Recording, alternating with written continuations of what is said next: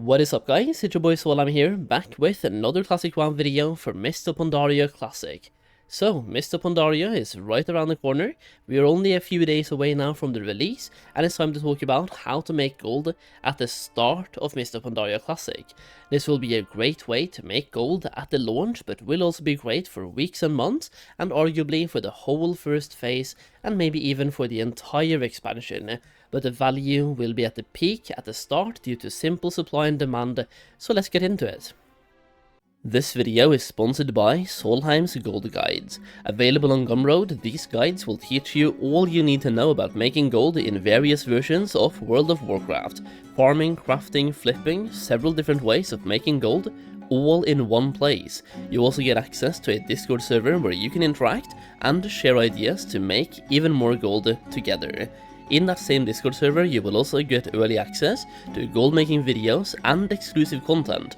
So, if you are ready to take your gold making to the next level, go to solheim.gumroad.com and find the gold making guide for the version of WoW that you are interested in.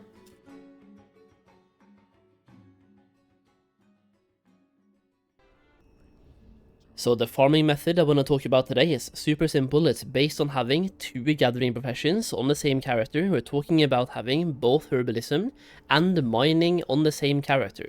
Now, I don't have this on this character. This is the one druid that I don't have it on, and it's also a beta druid, so it doesn't really matter that much, but I do like having one druid with herbalism plus mining on that same character. And then what you're doing is simply flying around, try to identify the most expensive zones, aka the zones with the most expensive herbs and mining veins in them, because some zones do have different herbs than the other zones have, and some simply have a much better route when it comes to gathering both ores and herbs at the same time.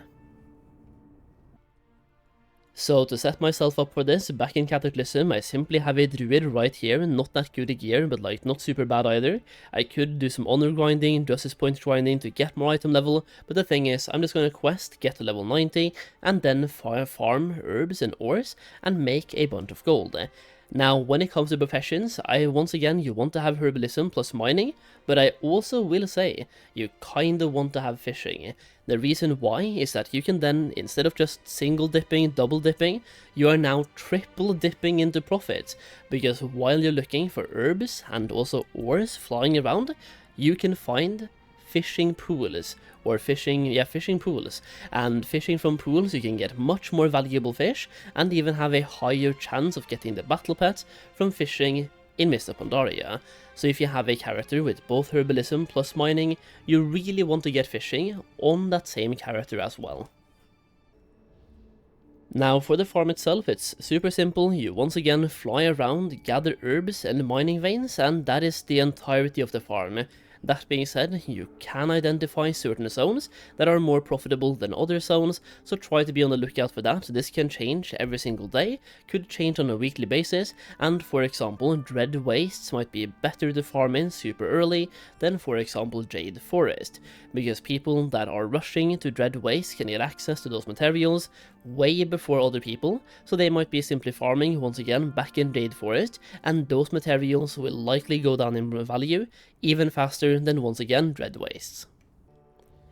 And if you're looking for farming routes for Mists of Pandaria, I do have those in my gold making guide that once again was shouted out earlier in this video, or you can find a link down below where it will show you exactly the route you want to farm in basically every single zone for both herbalism and mining.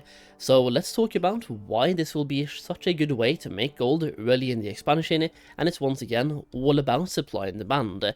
First of all, nobody has these materials yet, they become available in Mists of Pandaria, and people are skilling up professions. Not everyone wants to do what I'm suggesting here, simply getting to level 90 and then flying around picking flowers. Most people, or like a lot of people, just want to get straight into the action. They want to do their dailies, work on reputations, do their dungeons, start gearing up for raids.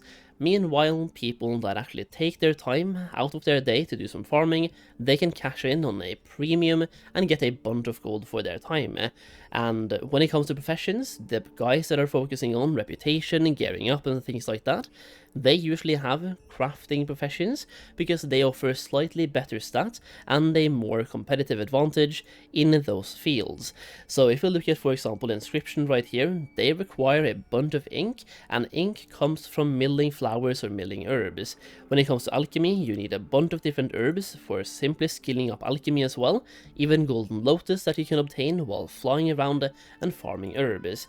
Then we have blacksmithing, a bunch of different crafts here, once again requiring a lot of different materials obtained from mining that are for blacksmithing when it comes to crafting.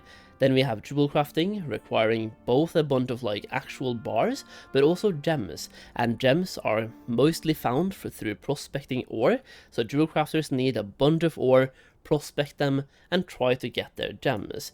Then we also have engineering, which also requires a bunch of different bars, and even ores as well, or kyperites, in order to skill up engineering. So the people that are skilling up those crafting professions, they don't have the time to farm the materials themselves, and therefore they are, well, they're just gonna pay whatever they have to, as long as they can afford the materials to actually skill up their professions. And then you also have the people that are focusing on making gold in Mists of Pandaria. They will be skilling up these professions too.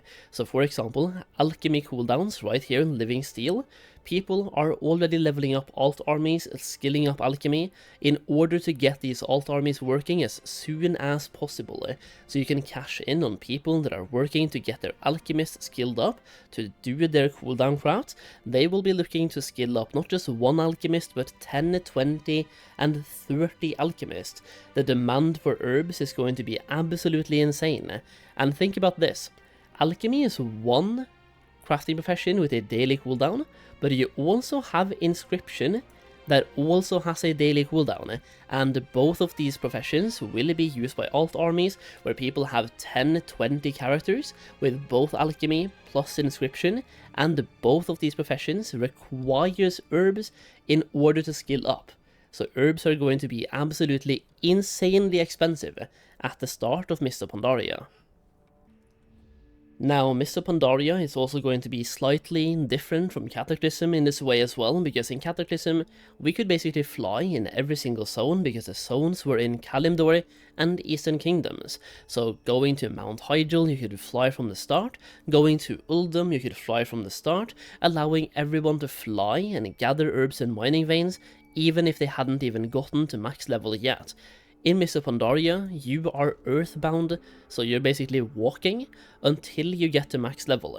This means that instead of just starting the farm right away when the expansion comes out, you might want to focus on leveling to 90 as fast as you can, and then learn flying, and then start farming. So basically you have to both be a good speed leveler, have enough gold for flying, and then start farming at the same time, or basically, like, that's the launch plan, and that is actually my launch plan, was level to 90 as soon as I can, like, without rushing too much, but I'm gonna play a bunch anyway, so just level, level, and level, get to level 90, buy flying, and start farming.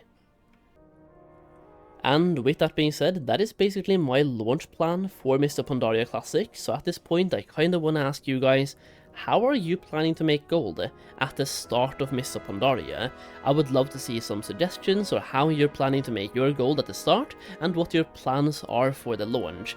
Either way, if you enjoyed the video, leave a like down below, there's a bunch more coming, so hopefully you stay tuned for those videos, and thank you for watching. That's it for now, so once again, thank you so much, and I'll see you again in the next video very soon.